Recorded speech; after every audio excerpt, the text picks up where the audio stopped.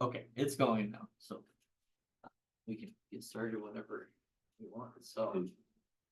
Well, tonight we're gonna do Mark 14:53 to the end of the chapter. Does anybody, I'm getting into that. Oh, okay, sorry, Now, sorry. wow, Cutting me off. I- I can give you my notes. No, I'm sorry. All right, would anyone like to pray to start us off with that? So,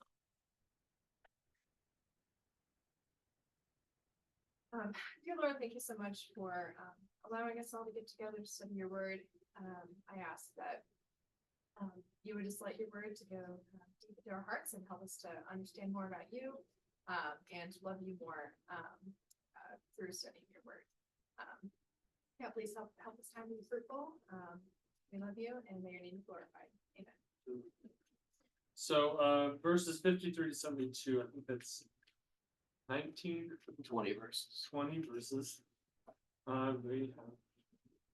We have, 7. So 3 people read 3, 1 person reads 2. That's 4 people. Wait, what? You said 3 people read. six, No, six people read. 6 people read 3. 3 1. One person. It's not like I'm gonna. Yeah. Yeah, I can We start gotta off. start us off. Yeah, let me get there first. Sorry, guys. Mark, 14. Mark 14. Okay, yep, there it is. Here we go. Mark 14:53. And they led Jesus to the high priest, and all the chief priests and the elders and the scribes came together. And Peter had followed him at a distance, right into the courtyard of the high priest. And he was sitting with the guards and warming himself at the fire. Now the chief priests and the whole council were seeking testimony against Jesus to put him to death, but they found none. Many people came and told false things about him, but they all said different things, so none of them agreed.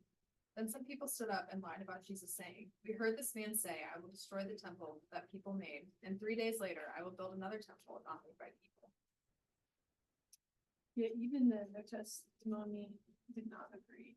Then the high priest stood up before them and asked Jesus, "Are you not going to answer? What is this testimony that these men are bringing against you?" But Jesus remained silent and gave no answer. Again, the high priest asked him, "Are you the Messiah, the Son of the Blessed?" Jesus said, I am, and you will see the Son of Man sitting at the right hand of the power and coming with the clouds of heaven. Then the high priest tore his clothes and said, What further need do we have of witnesses? You have heard the blasphemy. What do you think? And they all condemned him to be deserving of death. Then some began to spit on him and to blindfold him and to beat him and to say to him, Prophesy. And the officers struck him with the palms of their hands. Now as Peter was below in the courtyard, one of the servant girls of the high priest came. And when she saw Peter warming himself, she looked at him and said, You also are with Jesus of Nazareth. But he denied, saying, I know not, neither understand I what thou sayest. And he went out into the porch, and the cock crew. And a maid saw him again, and began to say to them that stood by, This is one of them. But he denied it again. And later those who stood by said to Peter again, Surely you are one of them, for you are a Galilean, and your speech shows it. Then he began to curse and swear, I do not know this man of whom you speak. A second time the rooster crowed. Then Peter called to mind the word that Jesus had said to him, Before the rooster crows twice, you will deny me 3 times. And when he thought about it, he wept. So starting out here, we're going to be looking at verses 53 to 54. And Dustin, can you actually read John 18:13? 18:13. Yes. Yeah. This is just a cross-reference with just a little more information. 18:13. First they led him to Annas, who, for he was the father-in-law of Caiaphas, who was the high priest that year. So, but before Jesus' civil trial, they start out by a religious trial done by the Sanhedrin and the high priest at the time, and they're taking him to, how did you say that? Caiaphas? Caiaphas, okay. I was having trouble with that. Caiaphas, they took him to his house. Or to Annas' house, who was the father-in-law of Caiaphas. But so they're taken to Annas, and who we see later is the guy who questions Jesus in verses 60 to 62. But many of the high priests were gathering at this time, which was they were trying to figure out how, like, they have Jesus, they finally have who they want. They've been looking for a reason to get him, they finally have him, now they're trying to decide what are they gonna do with him. So what exactly do you think they were trying to figure out now that they had Jesus? What was their train of thought now? They now have Jesus, what's their next step in their plan? What are they worrying about possibly? They want to have a charge against him. Maybe to bring to the Romans, and also to kind of justify themselves in their own mind, possibly. Yeah, I mean, they're certainly the judge and jury when it comes to the Mosaic law at the time. And they were, trying to decide how exactly they were going to deal with their Jesus problem, because Jesus didn't necessarily make it easy on them to pin him down to a specific crime. Any time that they tried to do that in our previous studies as we've gone through, he's perfectly deflected their arguments, and also backed himself up with truth. So we know Jesus openly rejects the oral law while keeping the written law that was given to Moses, which made this extremely hard on again, they made it extremely hard on the Pharisees, and like Isaac said, they also needed to pin him down to a Roman law to be able to sentence him to death or put him in prison. So they kind of they had an interesting situation where they both had to, on the religious front, they had to attack him and try and take apart what he had, his teachings, but and the other half they had to prove that he was a threat to Roman rule, that way the Romans would have been able to prosecute him. So yeah, thoughts on verse 53.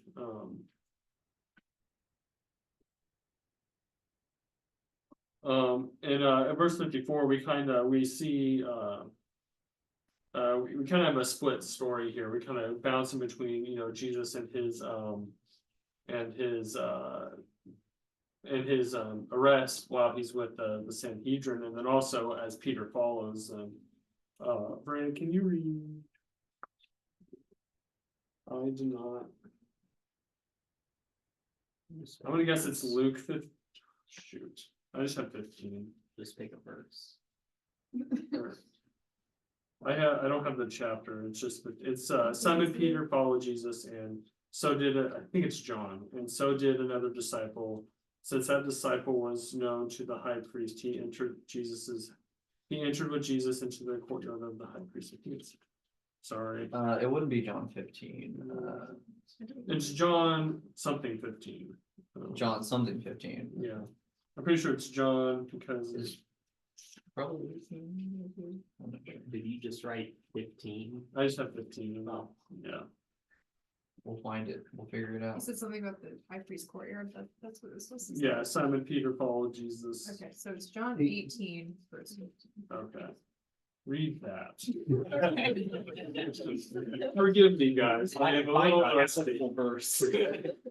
Okay, so John 18, verse 15. Simon Peter and another one of Jesus's followers went along after Jesus. This follower knew the high priest, so he went with Jesus into the high priest's courtyard. Yeah, so this verse gives a little more background to like the setting. So this palace or courtyard, wherever this high priest lived, he had, you know, a courtyard within it where Peter was at by the fire, but Peter was it can be inferred that he was in later we see he's in with an eye shot of Jesus, but he's also could probably hear what's going on, but he's outside the actual building where all these people are meeting. So a lot of not only Jesus's enemies are here, but like Peter by proxy, his enemies are there. And yet he follows. What do you think drove Peter to follow at this moment? Yeah. Well, previously in the chapter, like, you know, Jesus told him that he's gonna, you know, stumble in his faith, but Peter was like, no, I'm not gonna do that. I'm not gonna do it. So this might have been him, like, I mean, for one, he loves Jesus, so he Right. probably wants to like be there and see what's going on. But then two, he might have been like, you know, everyone else I- fled, I- I am not going to. I do may it." die, but I will prove Jesus wrong. Like it's yeah. No, yeah. I didn't even really think about that, but yeah. Any other thoughts? There's no like real defined answer. I think you know, ultimately, I mean, Peter is definitely one of the most outgoing of all the disciples. He was, you know, the first to say something. He was a leader among the disciples. So certainly I think he was very curious, but at the same time, Peter wasn't one to shy away from things. Which I think it goes to show, even though like later we see how, you know, Peter in a sense kind of falls from grace in a sense, or he denies Jesus, but like here, I mean, he still is faithful, he's curious, he's trying to he didn't want to desert Jesus completely, but still stay at a distance. So but yeah, any thoughts verses 53 to 54 before we go through verses 55 to 56? Yeah, I think it's interesting to, you know, bring like Peter denying Christ 3 times, like this, you know, bad thing. But the reason why the other disciples aren't like called out for denying Christ 3 times is because they didn't even like show up.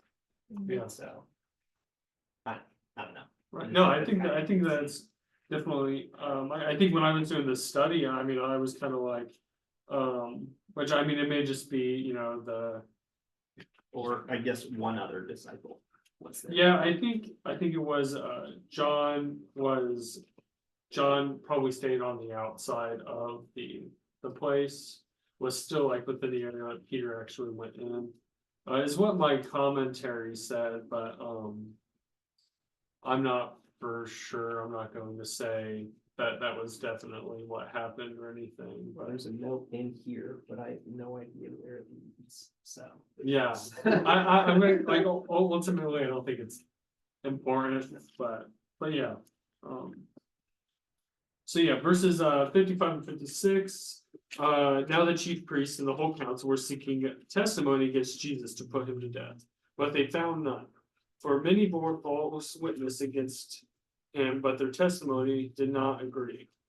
So, why is it a problem that the testimonies disagree? I mean, the priests have them. Why can't they just kill them? I mean, they've arrested them, kind of a thing. Why is this a problem?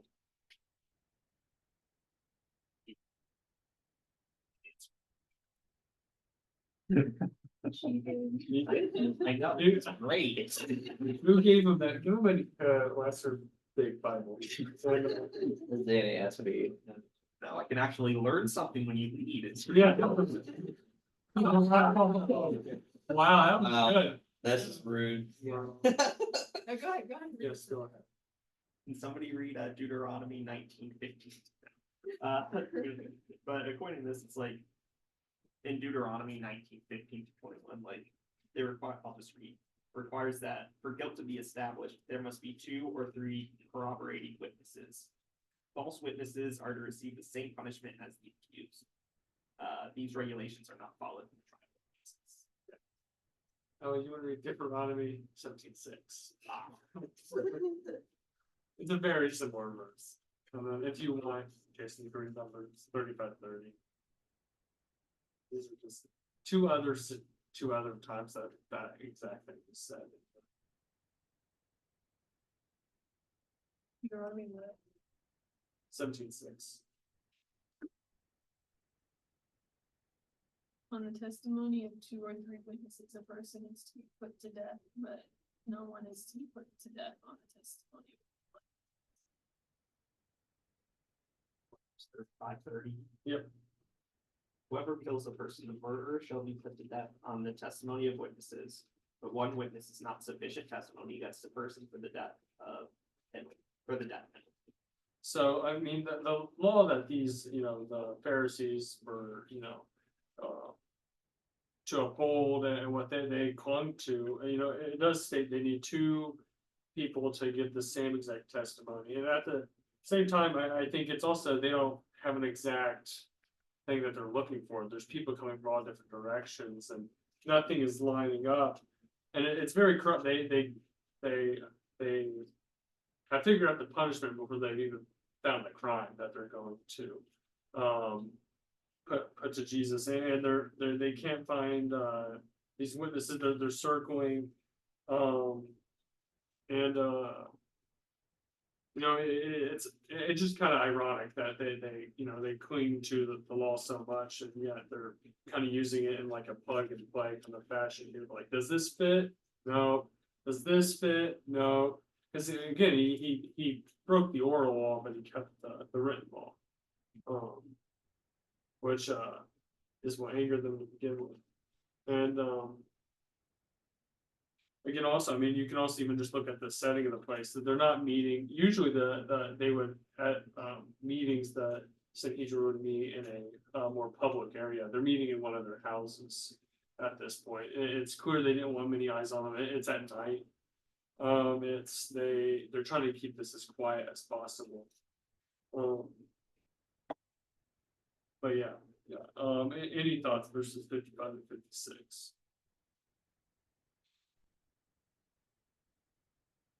So as we go to verses 57 through 59. And some stood up and bore false witness against him, saying, we heard him say, I will destroy the temple that is made with hands, and in 3 days I will build another, not made with hands. Yet even about this, their testimony did not agree. So I think this is the only false testimony that's really kind of mentioned, and this is referencing Mark 13:2, which I'm sorry if you could read. Grace, can you read Mark 13:2? Yeah. Jesus answered and said to him, do you see these great buildings? Not one stone shall be left upon another that shall not be thrown down. So I mean, to the this is kind of it's a shocking verse. It shocked the disciples when when Jesus was telling them these things, and but even within this verse and this wording, it's they still cannot get people to agree on what was said, on what the intent of this meant, which I mean, I think I don't know, it just seems a little surprising to me. I guess maybe it's that, I mean, I feel like if somebody heard Jesus say this, it'd be a pretty cut and dry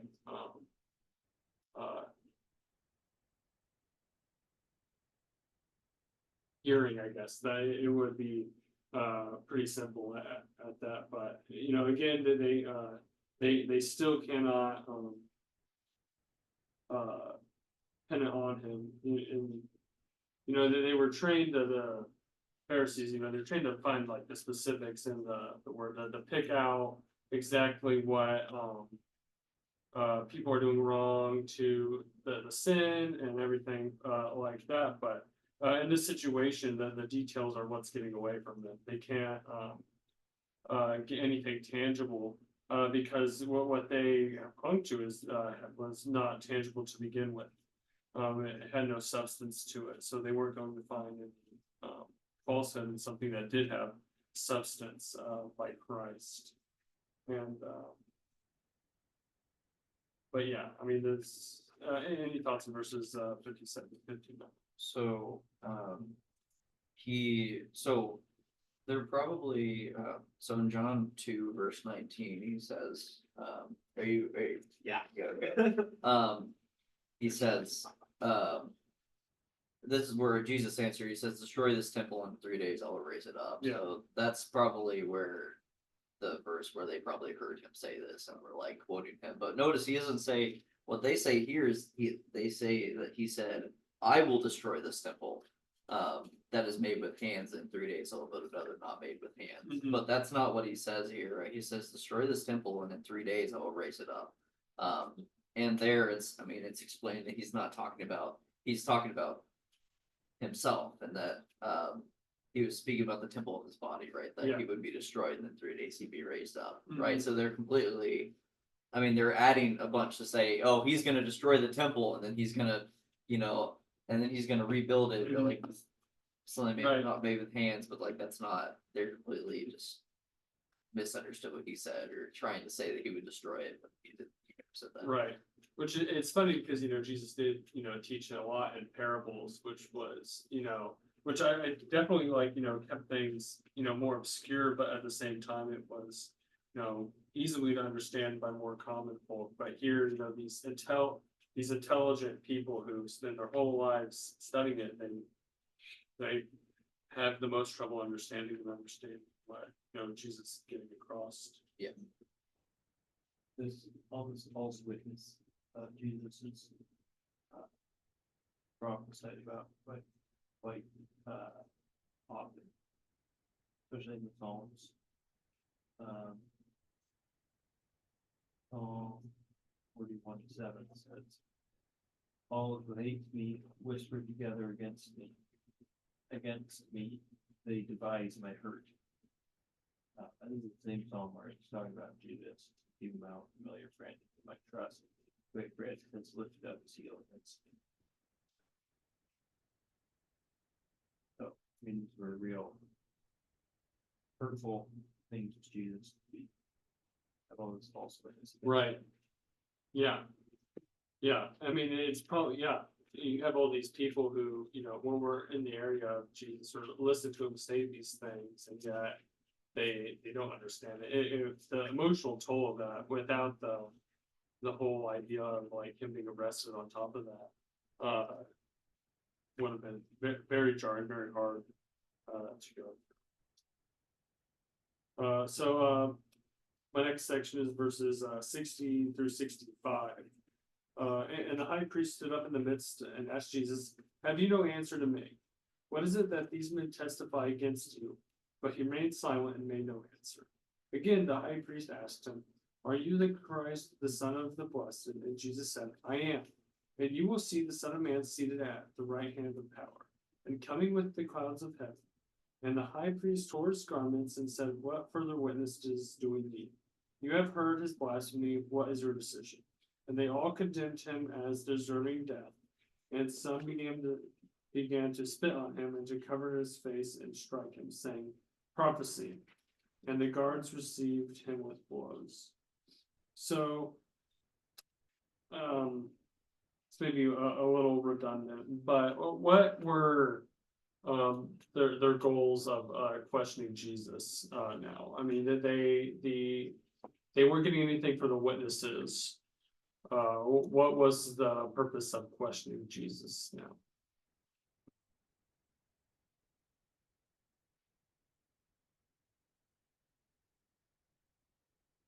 Want to find him guilty. Mm-hmm. Just trying to catch him in his words. Yeah. Go to him just saying something Mhm. like mean to them. Right, yeah. They were very desperate at this moment. The typical fashion that somebody would be, found guilty and sentenced to death, it wasn't working. So, now they're trying to goad them into saying something that would incriminate themselves. They're they knew they kind of had they asked Jesus if they, if he saw himself as the Messiah, which in a sense was kind of their trump card in a way, because no matter what, they could just slap on blasphemy to that. And so, it's clear they were trying to find something else, but here they were they knew Jesus had claimed to be the Son of Man, to be Christ and to be the Messiah, so. At this moment, they decided to use that, questioning him if he was the Messiah, and then Jesus proclaims that he is the Messiah, even though before, Jesus remained very silent, not giving them an inch, not humoring them, not very solemn. But here he does proclaim, I am. I am, and you will see the Son of Man sitting on the right hand of power and coming with the clouds of heaven.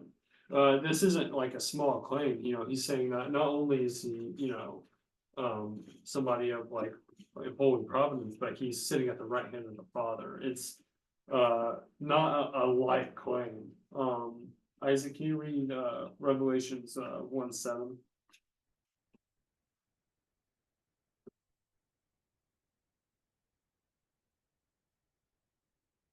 Behold, he cometh with clouds, and every eye shall see him, and they also which pierced him, and all kindreds of the earth shall wail because of him. Even so, amen. I think, Jesus, he's, very much in this moment, he's, confirming not only what he had taught, but also what's going to happen in the future, his second coming, his everything like that. These are the critical moments of his life, culminating at this moment. It's it was, Jesus could have remained silent at this moment. He could have, lied, could have done something to try and avoid death, but he doesn't at this moment. He says the truth that he is the Son of God, but these men who have so fallen so hard in their hearts, they can't see it, and it's all they need to sentence him to death. So I have another question for this, but any other thoughts on what we kind of talked about, and Jesus, the questioning, and then Jesus's response? Any other thoughts to that? I just think him saying "I am," is notable. I think as always when he makes statements like that, it's like I am, because that's our, God is the, God is, Yeah. I am. But yeah, and then there in that passage, he's sort of bringing mind to like a couple of prophecies from the Old Testament. You read for the Revelation passage, but that even brings to mind the a passage in Daniel that says that the Son of Man is coming with the clouds of heaven, going to the Ancient of Days, so, and then I think sitting at the right hand of God is something like from Psalm 110, as well. No, yeah, I think it's a perfect. His response is it's perfect in that it's simple, but it also just speaks magnitudes. It's not, it wasn't this this long thing. He told them exactly not what they needed to hear, but what they required for them to do that, but also for him to proclaim his his providence, his magnitude at this moment. So now looking at the Pharisees' response, why do the Pharisees tear his clothes? Well, what is maybe the imagery behind that, but also the what are our thoughts on the reaction of the Pharisees, the spitting of his face, and them yelling at him prophecy?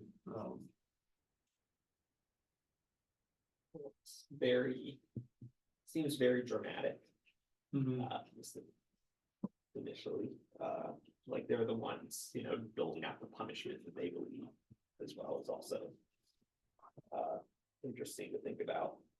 As far as like symbolism of like carrying the clothes and stuff, there's 6 verses Which that one? alone references, so.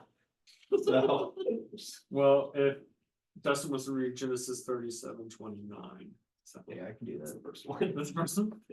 And then with all the other ones, I mean, it says like, you know, symbolism for like exclusion or whatever, but yeah. When Reuben returned to the pit and saw that Joseph was not in the pit, he tore his clothes. Yeah, I mean, the tearing of the clothes, I think has always been kind of, you know, it's a. I think in our time, like, I don't think any of us have ever been so excited that we've ripped our shirt off. But it's very much, you know, like in this, like Reuben, he was in anguish that, you know, he believed Joseph died. You know, it's an outcry, it's pure pain, but like in this moment, it's, you know, not necessarily that, it's more, you know, to, intimidate Jesus, but also to humiliate him. Like how far have you come? Or how far have you fallen from this moment, kind of a thing. Even though it's Jesus, he's, you know, coming to his work is coming to fruition at this moment, but in their eyes, that they've won in this very moment. It seems wild. Any thoughts though on the other parts of that, more so why did they say prophecy? I think it's prophesy. Prophesy. They're telling him to prophesy. Yeah, prophecy as a C there instead of an S, but to prophesy it's a very subtle, but yeah. Yeah. But they're basically, yeah, they're just making fun of him, like, oh, prophesy. You know, Yeah. they're spinning him and striking him, and they're like, oh, prophesy to us, like. Mm-hmm. I think it's interesting that they struck him with the palms of their hands, so they're just slapping him. Yeah.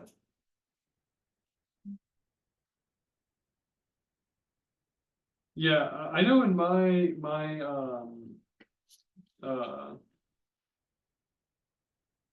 commentary I was reading, they were saying that the prophesy, they were referring to, like, they knew like how, like, you know, it was prophesied that, you know, Jesus would go through these things. And it was almost as if the Pharisees, you know, they saw with their very eyes that they were, you know, fulfilling prophecy, but then they almost had like a cruel joy in that. I don't know how true that is. I guess this is part of my dyslexic thing where I thought it was a prophecy. But yeah. I mean, it is very true that they're fulfilling prophecy, like, Mhm. before their own eyes, and they're just completely ignorant to.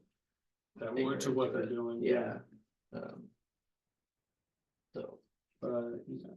So, one more question for this section. How does, throughout this whole thing, through them questioning Jesus, what can be said about like Jesus's response to all this?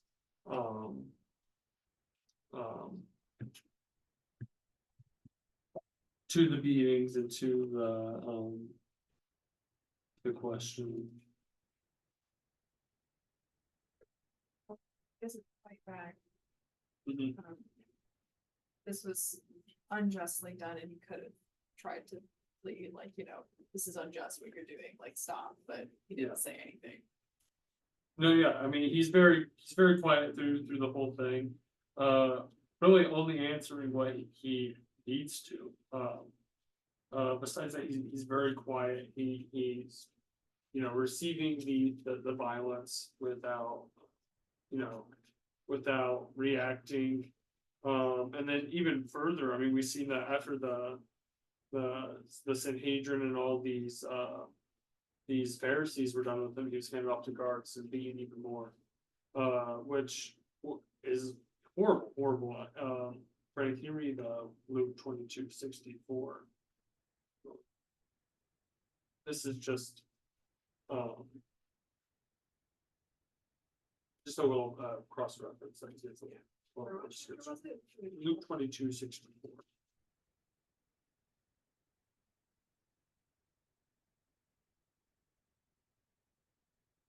They blindfolded him and said, "Prove that you are a prophet and tell us who hit you." Yeah, so I mean, the Pharisees, you know, they were almost playing games with him, you know, like blindfolding him and beating him. It's very deprived, very disgusting. What's going on? You know, these men who, you know, who are trying to find, you know, like specific, you know, words and stuff that were on it. They moments later, they're, you know, they fall into, you know, just, you know, these horrible actions and everything like that. But yeah. Any other thoughts up through verse 65 before we go into Peter's? Yeah, I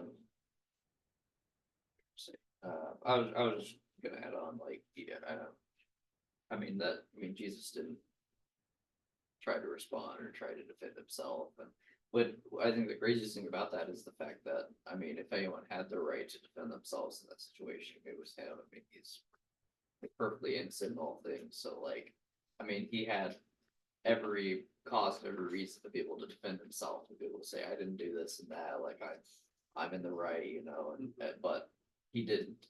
Yeah.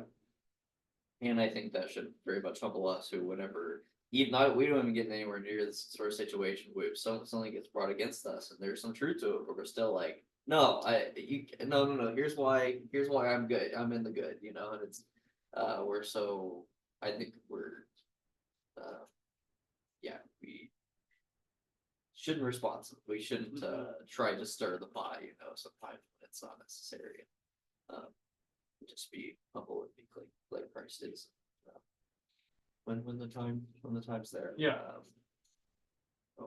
Yeah, I mean, I think it shows, you know, Jesus is remaining quiet just goes to show the stark contrast in the Pharisees and Jesus's heart. You know, when we react to things out of anger, it only muddies the water in these situations. Yeah, so About that, his silence, I don't think it'd be wrong to try to defend yourself as people are accusing you. No. But I think particularly in this circumstance, Jesus' silence is because he's being submissive to what the Father has asked him to do. This is Isaiah 53, obviously. Here, talks about this. It says, he opened not his mouth. He was led as a lamb to the slaughter, and as sheep before its shearers is silent. So he opened not his mouth. I think just he's not trying to get out of what the Father is. Yeah, no, I mean, that's very true. Yeah, it's not bad to defend ourselves, but in that case, Christ was, this is something that fulfilling the prophecy. like this is what the will of the Father, and I want to carry that out. We're gonna bring this to the end. So it's a bit of a different situation. I just think, like, I think we're very quick to try to, you know, fight against others in that case, you know, even but when we do have probably some sort of wrong in the situation, but it's like the mere fact that Christ was, yeah, no, I was kind of my point, you know. No, it's fine to defend yourselves. It's just we have to do it with a bit of care of grace and like respectfully how to do that. Yeah. All right, so next section of verses I have is verses 66 to 68. And as Peter was below in the courtyard, one of the servant girls of the high priest came, and seeing Peter warming himself, she looked at him and said, "You are also with the Nazarene Jesus." But he denied it, saying, "I neither know nor understand what you mean." And he went out into the gateway, and a rooster crowed. So, I guess, initial question kind of be like, you know, and I feel like this is a question asked, you know, every single time you do a reflection of, you know, Peter's denial, but like, if Peter truly loved Jesus as he did, why did he deny ever knowing him? What were the emotions and the feelings that led him to say those words? Scared that, you know, he'd be, if it's like, yeah, I'm with Jesus, they'd be like, all right, well then get up there with him. Yeah. Hey, Yeah, like, yeah. I mean, it's definitely, like I said at the beginning, it's very likely all these meetings and everything, like that, it's very well within earshot, eye shot. Peter was probably terrified at this moment, you know, seeing these, horrible things happen, not to mention the soul crushing side of watching your friend go through all this stuff, this humiliating thing. And then moments later, somebody, I think it's even worth saying, like the servant girl, says, you are with the Nazarene Jesus. They don't even they see Jesus as the Nazarene, not as, like just another person, like a guilty person, kind of a thing, that, you know, and so, you know, Peter's initial reaction is, no, that's not me. And, he's scared and he begins to flee, heading towards the gateway, and then that's when the rooster crows the first time. So, yeah, thoughts on this, initial, denial, this first denial?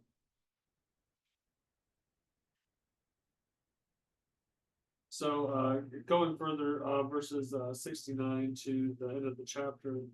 And the servant girl saw him again to say to the bystanders, this man is one of them. But again he denied it, and after a while the bystanders again said to Peter, certainly you are one of them, for you are a Galilean. But he began to invoke a curse on himself and to swear, I do not know this man of whom you speak. And immediately the rooster crowed a second time, and Peter remembered how Jesus had said to him, before the rooster crows twice, you will deny me 3 times. And he broke down and wept. So we see like Peter's you know, his initial response, it's kind of a you know, he's like, no, it's not me. And it's almost like a pathetic attempt to leave. He's heading out now, and the Nazarene woman pushes in on him more and escalating the situation to the guards and the people surrounding the situation, bringing more eyes on Peter, and you know, by proxy, more fear. The community was starting to coming out, and they were picking apart his story. They see that, you know, he is a Galilean, and that he looks different than other people. It's obvious, so very obvious to the people that Peter is not who he says he is. That he is the follower. And again, I mean, when we talked about, Peter was very outgoing. He would have been known in the community at this time, and so it's kind of it seems, you know, foolish what he's doing, but I think it's important to know that this is only a human response. I mean, how many times is our gut reaction do something, you're just kind of like, I don't even know why I did that, I just did that, and it was horrible. But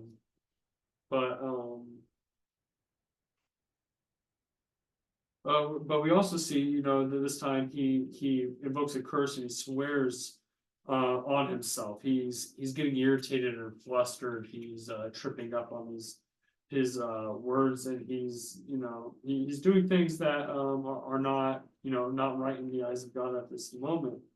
And Allie, can you read Luke 22:61?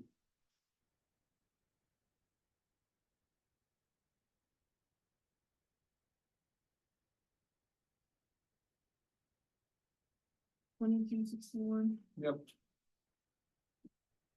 The Lord turned and looked straight at Peter. Then Peter remembered the word the Lord had spoken to him. Before the rooster crows today, you will disown me 3 times. So, I mean, I couldn't imagine the soul crushing moment that this probably was for Peter. I mean, witnessing his savior, his friend, his teacher go through all these horrible beatings and this mistrial. And then moments later, he's pointed out and he reacts so brashly and then realizes that he fulfilled the thing he said he would never do to Christ. And not only that, but sharing a glance with Christ and this outpour of emotion, realizing what he has done and how he has fallen. But it's important to note that like this is something Jesus said he was going to do and it did happen. I mean, it just shows, again,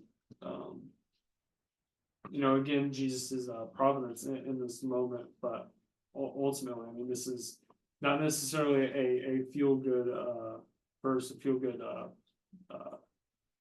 passage, and where we see Peter really going through this raw pain and trip up. But last question, and also if there's any other thoughts, this is all I really have. But I would say like I asked the question, why did Peter do these things? Because he was afraid. But what specifically when we're fearful, what can that lead us to do? Maybe looking through Peter's actions here. What were Peter's what did Peter do when he was fearful? Maybe through this passage. I mean, he kind of hid from facing his problems. He like ran away and turned away from Christ. Right?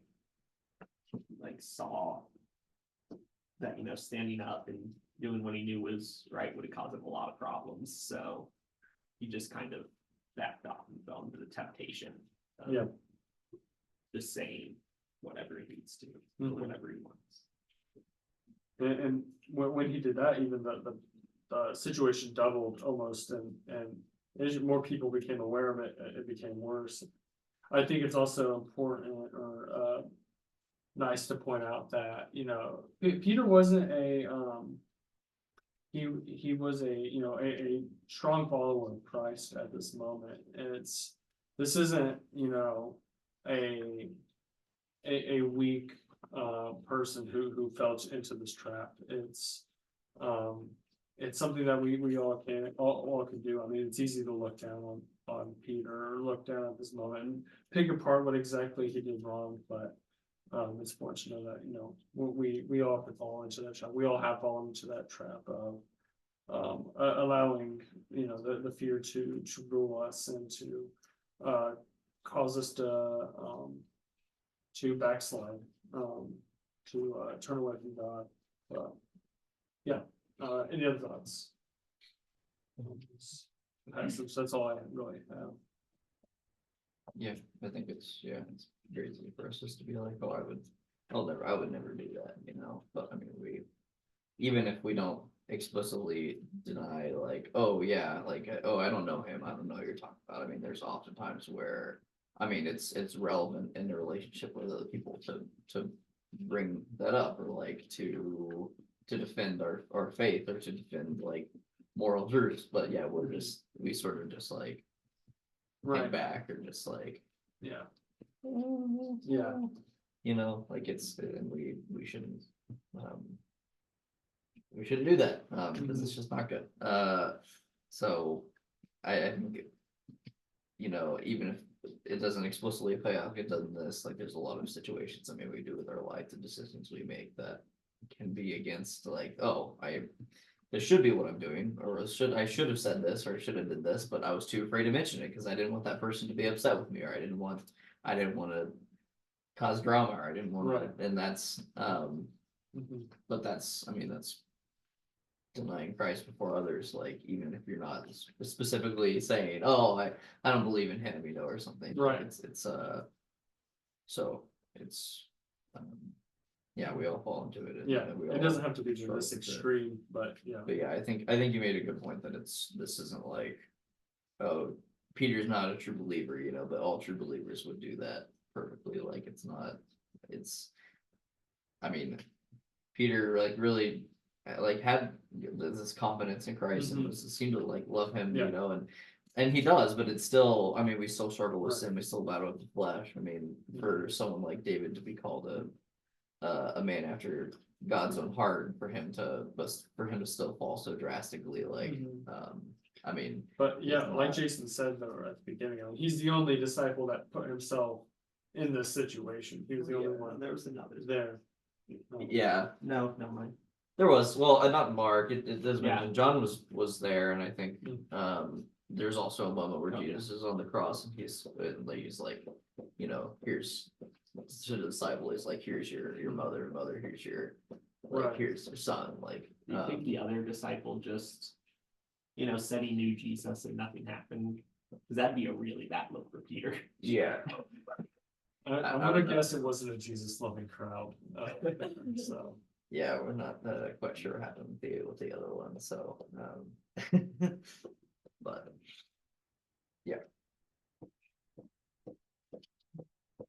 That's all I got. Thank you guys. Yeah. Well, thank you. Eli?